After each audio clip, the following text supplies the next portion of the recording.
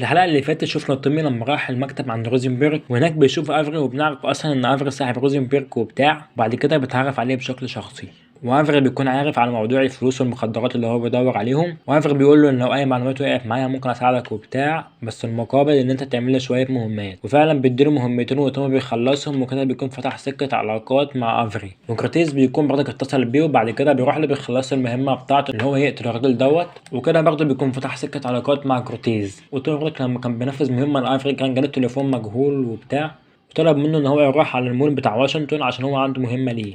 وبيروح فعلا يخلص المهمة دي، وكده بيكون فتح نفسه سكة علاقات مع افري ومع كورتيز. وفي نفس الوقت بيكون ابتدى يجيله شغل على التليفون، وكده بيكون قرب اكتر من هو يعرف مين اللي خد الفلوس والمخدرات وبوظ الصفقة. ومن هنا نبدأ حكاية النهاردة. تبدأ الحكاية ان انت بتكون بتتمشى بالعربية كده وبتسمع اي اغاني وبتاع، فبتقول ان انت هتروح لافري.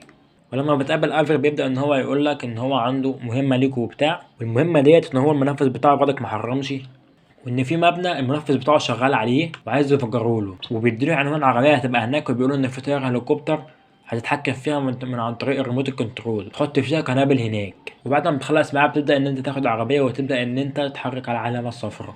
ولما توصل هناك بتبدا ان انت تلاقي العربيه اللي افري قالك عليها، تركب العربيه دي. وبعدين بيبدا ان هو يظهرلك طياره هليكوبتر وبتاع، انت بتتحكم فيها المفروض بريموت كنترول.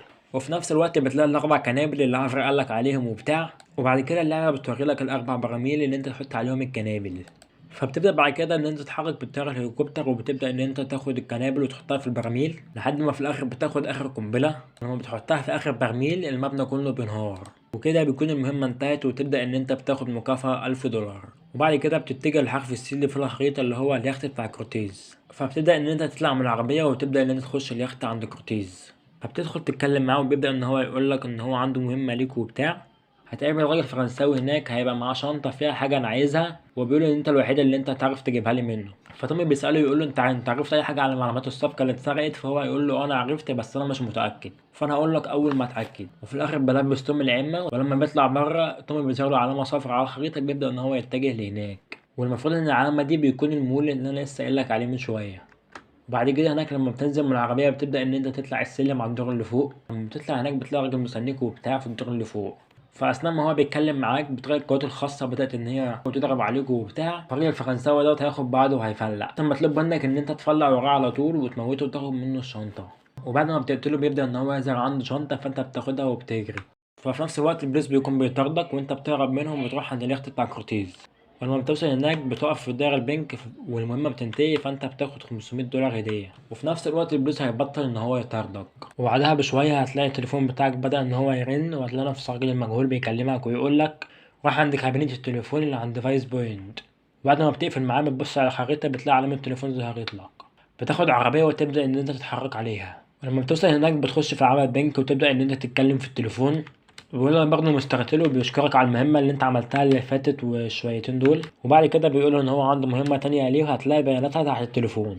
والمهمة دي المفروض ان انت هتروح عند محل مجوهرات، وهناك في واحدة اسمها ميس داوزن في عربية هناك هتكون مستنياها، والمفروض ان انت تقتلها بطريقة تبين ان هي حادثة مش جريمة قتل. ولما بتطلع وتركب العربية بتبدأ إن أنت تتحرك وراها، وتبدأ إن أنت تخبط في العربية وبتاع. وعمر العربية بتاعتها بتبقى هنا بتفضل تخبط في العربية لحد ما في الآخر العربية بتنفجر. وكده بتكون المهمة انتهت، وبعدين أنت بتاخد مكافأة $2000. وبعد كده بتبص على الخريطة بتبدأ إن أنت تلاقي حرف السي اللي هو اليخت بتاع كورتيز. ولما بتوصل هناك بتبدأ إن أنت تنزل من العربية وتبدأ إن أنت تتحرك وتخش على اليخت. ولما بتدخل جوه بتلاقي كورتيز بيقولك إن هو في مهمة، والمهمة دي هتكون مع واحد اسمه ريكاردو دايوز. هيروح يأمنه وهو بيعمل صفقة مخدرات مع ناس وبتاع والكلام دوت. ودي ممكن تكون فرصة إن هو يقرب منه عشان هو أكبر تاجر مخدرات في البلد وبتاع. ممكن إن هو يديله أي معلومة عن المنشر دايز اللي اتسرق. ولما بتطلع من عنده بيبدأ يظهرلك علامة صفراء على الخريطة، فبتاخد العربية وتبدأ إن أنت تتجه عليها. ولما توصل هناك بتعرف إن ده جراج، وإن المفروض إن في سلاح مطلوب منك إن أنت تاخده. ولما تروح هناك عند السلاح بتلاقي كتاب عشان تبدأ إن أنت تاخده. بعدها بتلاقي لانس جايلك بالعربية بتاعته. فتومي بيقول لي اصلا انت ورايا بقى ولا ايه؟ مش انا قلت ان انا مش عايز اشوف وشك تاني؟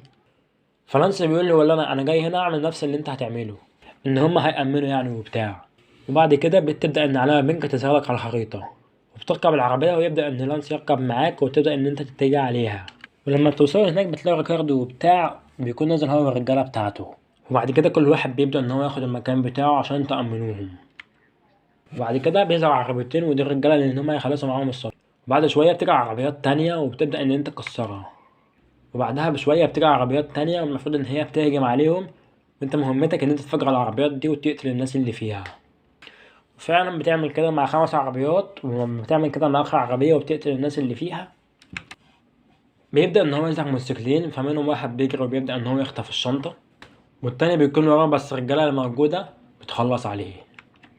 وبعد كده بتاخد انت الموتوسيكل دوت وتبدأ ان انت تجري وراه وتاخده لحد ما تقتله، وبعدين بتاخد الشنطة وبتاع وتبدأ ان انت تروح تسلمها. ريكاردو بيكون مبسوط ان انت رجعت له شنطة الفلوس بتاعته وبتاع، وبيقولك ان هو هيكلمك قريب. وكده المهمة بتكون انتهت وانت بتاخد $1000 هدية. وبعد شوية بتنزل من العربية ويبدأ ان التليفون بتاعك يبدأ ان هو يرن، واللي بيتصل بيك ده بيكون ريكاردو دياز اللي هو اكبر تاجر مخدرات في البلد اللي انت لسه مساعده من شوية، ورجع له شنطة الفلوس بتاعته. وبيقولك ان كل الرجالة اللي عنده مكسحة وبتاع، وان هو عايز واحد شبهك ان هو يشتغل معاه وبتاع، وهخليك تعمل ملايين يا باشا. فتومي بيسمع سيرة الفلوس فبيقول ما بدهاش بقى. وبعدين بيبدأ ان هو يشغلك علامة الدي في الخريطة، والمفروض ان حرف الدي ده بيكون المقر بتاع الراجل اللي انت لسه مساعده من شوية ومرجع له الشنطة. والمفروض ان ده اكتر واحد يعرف ان هو يساعدك في حوار المنشر دايز والفلوس اللي اتسرقت. وكل المطلوب منك بس ان انت تنفذ له شوية مهمات وان هو يثق فيك شوية. وهنا برضه هنكتشف ان المدينة اللي كانت مقفولة من الناحية التانية بدأت ان هي تفتح، وكده شكل ان الدنيا هتولع وهتحلو. واللي يحصل بقى ومين يودي على فين ده هنعرفه الفيديو الجاي.